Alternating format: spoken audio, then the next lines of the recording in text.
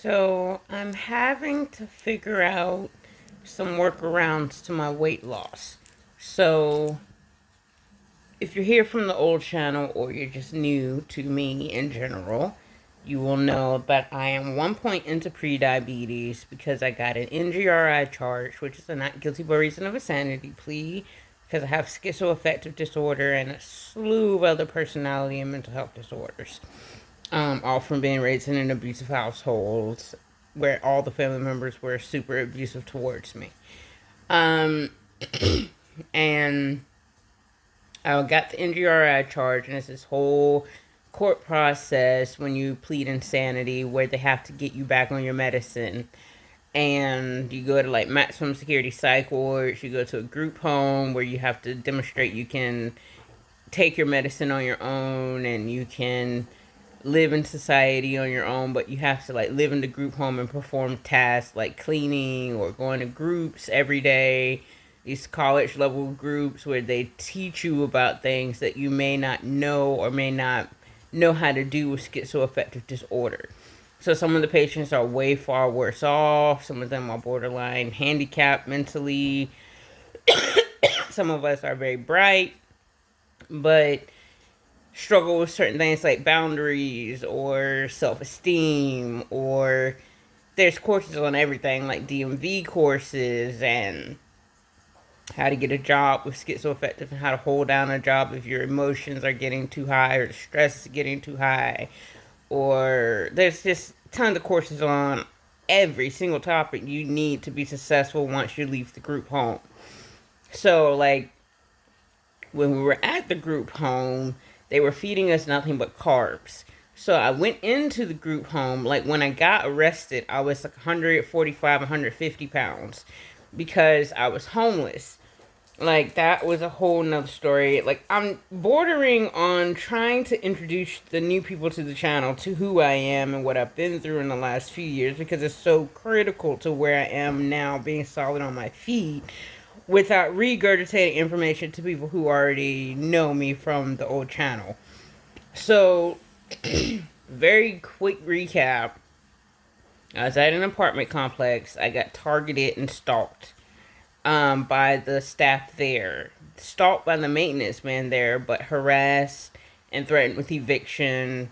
Like they stole stuff out of my apartment. I recorded them on my laptop stealing stuff in my apartment while I was in my bedroom and they were in my living room, and then they tried to serve me with an eviction right after it for using broken equipment that they had broken, like on camera, like just all this stuff. So anyway, the judge in that court case, because they accused me of chasing them with a knife and throwing water on them as a means to try to get me evicted. And we had to go to court for, I had to go to court for the charge of assault and battery with a deadly weapon. And we had to go to court for an unlawful retainer, where they were trying to say I was unlawfully living in the apartment. So the first trial for the unlawful retainer, the judge said, as long if I grant you permission to make her move out, you have to drop the assault and battery charges. So he was really looking out for me big time, and so they agreed. But they took me to court for assault and battery anyway, and the judge screamed at me that I wasn't disabled, and that because my attorney was trying to use the insanity plea and say that I had attacked them, but I was disabled, and that it should be dismissed from the record. And the judge screamed at me that I wasn't disabled and that I knew exactly what I was doing because that's discrimination based off of disability. And so I have grounds on 2 counts to get it back into court, which I'm currently looking into because they were not allowed to sue me under the judge's order. So I can sue them now for financial compensation and to get the ruling overturned and dismissed off the record. So I'm going forward with that now. But long story short, I wound up homeless because we entered that agreement that I would move out, which was best for me because I didn't want to live there and continue being stalked and harassed and all that stuff. So I moved out and I moved into my car. I started doing van life because the type of vehicle I had was like a hatchback that was bigger than a small car, smaller than a van, but big enough to put a mattress into. And so I covered all the windows from the inside out and put a mattress in there and was going to the beach every weekend and was chilling, and it was great at first. But the car broke down, and then I was officially into homelessness. And my payee, which is a person who handles your money if you're disabled, and they pay your bills with your money and all this stuff, which was my mom, was stealing my disability money. And so I didn't have any money while I was in the broken down car, and it was just bad. So I was walking miles and miles every day to hold up a homeless sign and to get the food I needed and cigarettes and to wash laundry and to get to the gym and take a bath. And when I say everything was spread completely on opposite ends of the city, and it's the biggest city in Virginia, like it was miles and miles and miles every day just to get basic necessities taken care of. So I went into homelessness at 155 pounds. And in the span of 8 or 9 months, I dropped 10 pounds just from walking every day. It may have been more than that. All I remember is that my clothes were way too big in the span of 8 months. And I was not homeless the whole 8 months. I was homeless for 4 months. So in 4 months, my clothes got way too big and I didn't have money for new clothes and all this stuff. So I went into the group home at a much smaller rate than I was when I went into homelessness. And so I would put myself somewhere between 140, 145 realistically. Um Small, petite, fit. I had gained lean muscle mass, but when I went into homelessness I was like shredded because I had been dieting and working out and all this stuff. Um well, I had been dieting and I had started to work out, but I had previously worked out for 4 years, so I had put on a lot of muscle mass. So I went into this group home and all they fed us was carbs. And if you know how antipsychotics usually work, they make you very carb sensitive. They make you, if you're sedentary, like we were at the group home, weren't allowed to leave campus.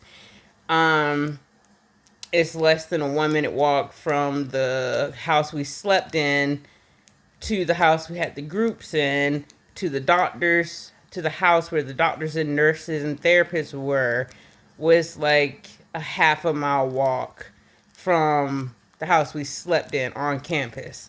So roughly half a mile to get from any one point to the other was the max amount of walking we did, and we only saw the doctor and therapist once a month.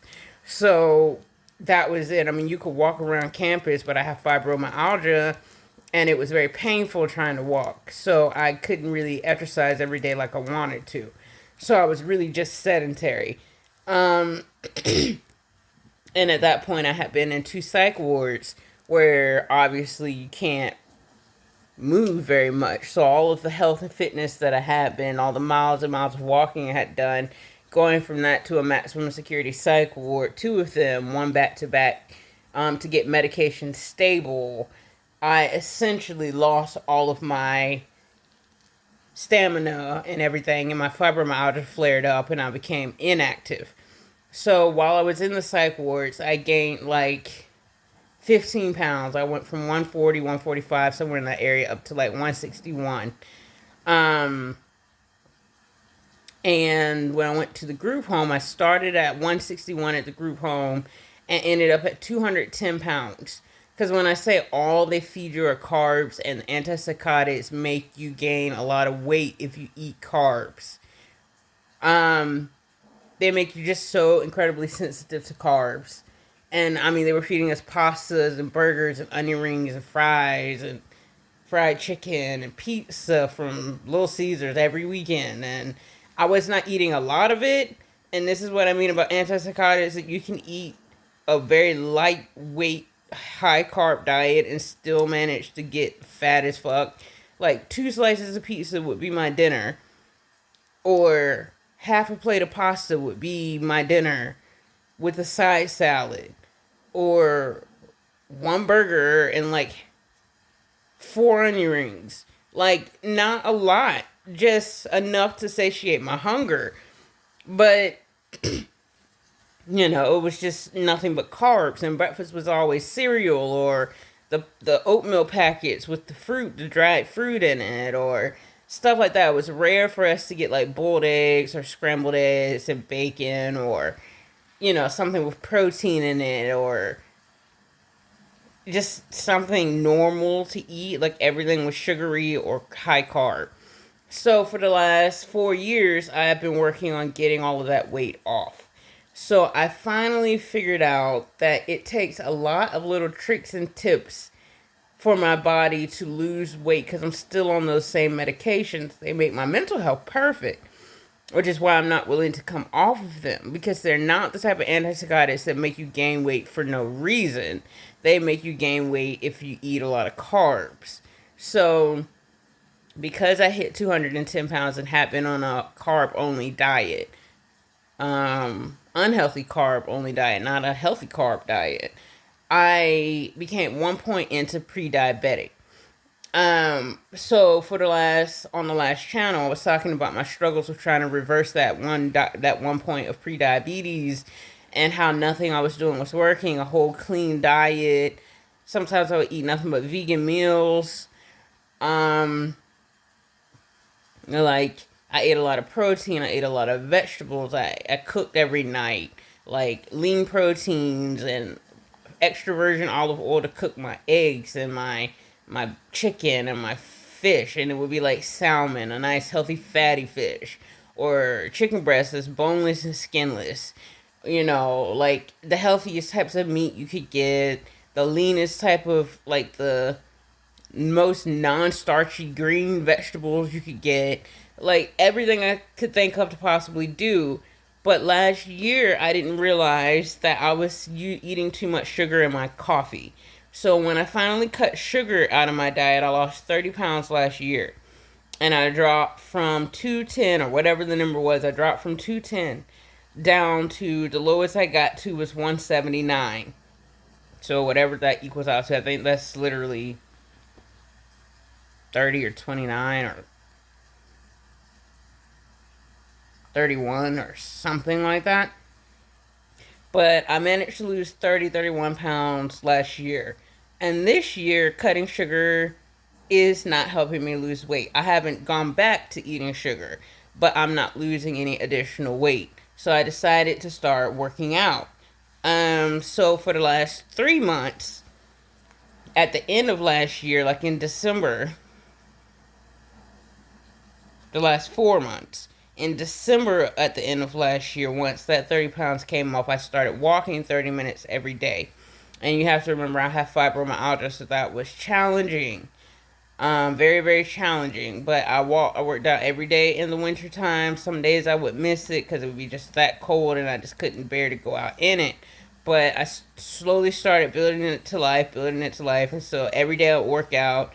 I would walk for 30 minutes a day around the neighborhood, and I did that for 3 months and I didn't lose a single pound. And I was like, what is happening? What is happening? What is happening? And then for the last month, I've been walking an hour every day because I lost my Mustang. It needed too much work and I didn't have the money for it. So I resigned from my job and sold the Mustang. And I've been walking from here to the shopping center at the end of the street to get stuff that I need on a daily basis or just to take the walk.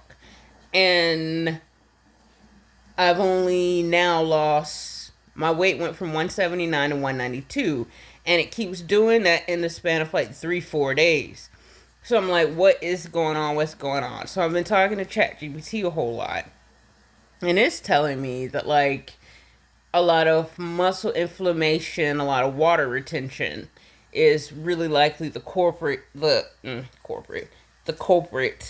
of what is going on with me. So I was talking to it today and I finally figured out a couple things that are likely going on with me. I drink 3 to 4 cups of coffee a day. It's black, dark roast coffee. No sugar, no creamer, no nothing. And I don't drink any water throughout the day. So my body is really holding on to water retention like crazy. And anytime my weight starts to dip down again, it just flares back up. So it was telling me that if you're in a state of basically dehydration and you're working out a whole lot and you're not putting that water back in your body, the body kind of panics over it. And there was some other little detail it said that I had not heard of before. Something in the body that responds to coffee in particular, when you're not drinking water. that causes water retention. So they recommend it for every cup of coffee you drink to drink a glass of water behind it. So I've started doing that today. So I've had three. Oh, it's not next to me. Three of these. The cup is about that big. No, about that big. About that big. It's a thermos, but it has a straw on it, and I just fill it up and drink the water out of it. I've had three of those in the last 2 hours. So I'm drinking my water, and it recommends adding 2 of the 3 glasses of water you drink a day because it's bigger than a glass of water. But 2 of the 3 glasses of water you drink a day to add a pinch of salt to it to help with the water retention and your sodium levels. So I do that. And I know apple cider vinegar helps reverse prediabetes. So one of my drinks, I'll put a tablespoon of apple cider vinegar in the drinks of water. And I'm just discovering that, like, sometimes with certain medications and things, you really gotta dip and dodge to figure out how to trigger your whooshes, how to trigger your weight loss, because I never would have thought just simple dehydration or just not drinking enough water could really stall your weight loss progress. Because I'm like, I don't know. I know 30 minutes walking every day is not a whole lot, but it's almost like, I think they say, some people say you need a recommended 30 minutes of exercise a day. Some say you need 45. But I've always heard it be 30 minutes of exercise a day. So I know I'm getting the recommended amount. And I know with fibromyalgia, even small doses of exercise are even more effective for our bodies than what would be necessary for a healthier person without fibromyalgia. So, if you don't know, fibromyalgia is a central nervous system disorder characterized by severe fatigue and severe pain. So, and it's a lot more than that. It's like memory loss and brain fog and fucking nerve pain because it's a central nervous system disorder. So, nerve pain and arthritis and just ankles feel like they're broken when you're walking, and you get stiff when you sit in the same position for 10 minutes. It feels like your joints are made out of concrete and you can't unstiffen, you can't bend your legs straight, and all sorts of stuff. And I just finally got put on Lyrica for it, which is a nerve pain pill. So I'm not in any pain anymore, but I still deal with the stiffness, still deal with quite a lot of pain, but it's not nearly as severe as it would be if I were not on the pain medicine. And I still deal with a lot of fatigue. So I still have to take naps every single day. And this is even with exercising. It hasn't helped my energy at all. So, that's just how it is. But I'm realizing that when it comes to losing weight, you have to really be on point when you have fibromyalgia, a history of anorexia nervosa, and you're on antipsychotics. ChatGPT said with those 3 things in place, it can take twice as long to see results from exercise as you would if you didn't have those underlying disorders or history of disorders. So I've been working out for 4 months, almost every single day for 4 months, and I lost 1 inch off my thigh. And that's walking every day. Like, that's something you should have hit in your first 2 months. And it took me 4 months to get there. So, like, I'm slowly starting to lean my muscles up. Like, my thigh feels like pure muscle now. Like, it looks big when I hold it up in the air and look at it in the mirror. Like, just lift my legs straight off at 90-degree angle from my body. But when I feel it, even though it's big as it looks, none of it is soft anymore. So, like, I'm finally toning up. Like, my waist is 32 inches, which is a little big. It needs to be 30 inches for an African American woman. So I'm 2 inches away from my waist goal. I've lost 4 inches in the last 4 months from just that 30-minute walk a day. It's not anything extreme, but, like, it's finally working. And I finally am losing weight on the scale. So technically, like, my weight loss is masked on the scale because I have so much water weight retention. So I'm hoping, according to ChatGPT, I should see my whoosh if I continue to drink water and add a little bit of salt to a couple of the glasses. Of course, I I haven't been having the best diet because I haven't been eating enough vegetables. So my diet has been high protein, but I haven't had enough vegetables with it. So I'm going grocery shopping on the first, and I'm getting a shit ton of like just green or like sweet potatoes and broccoli and squash and you know, I have spinach at the house already, but like a bag of mixed vegetables, not a bag, but like bags of mixed vegetables and all the good carbs and green veggies you can get. And I'm gonna eat like half a plate of veggies and a small portion of protein, and I'm gonna try to do that twice a day. And for breakfast, have some type of protein like eggs or Greek yogurt with oats, or smoothie with oats and Greek yogurt and a little fruit. Um, Something like that to kickstart within spinach in the smoothie to kickstart something with vegetables at every meal, and protein at every meal, so that I can really give myself the best advantage that I can as far as trying to lose this weight. Because I noticed that my veggie intake over the last few months hasn't been very high, considering how much working out I'm doing. Protein has been high, but the veggies have not, and I know you really need that as well.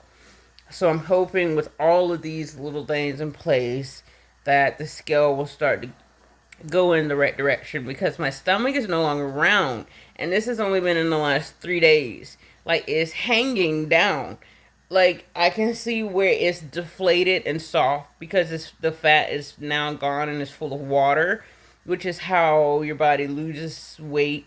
The fat cells shrink and then they get full of water, and then you pee the water out, and then everything gets tighter, and that's how you lose weight. Like, everything goes through that cycle and then it shrinks. So in the last couple of days, it's no longer tight and taut and round. It's flat. It's a lot flatter.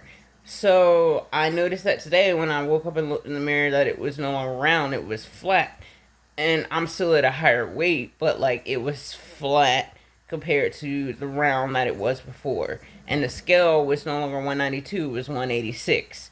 And I started at 184 a week and a half ago, and then it spiked up to 192, and it's been sitting at like 191, 192 for the last 2 weeks, and now it dropped down to 186. So they said if I keep drinking my water, everything, I should see my proper weight, which is somewhere between 179 and 181. Which makes sense because before I started working out, I was at 179 4 months ago.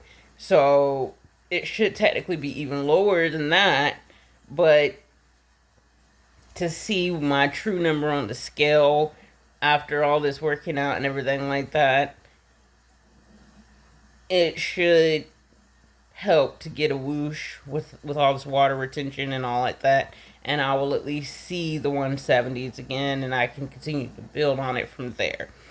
So I don't know what my true weight is or why it would still be 179 after working out for 4 months.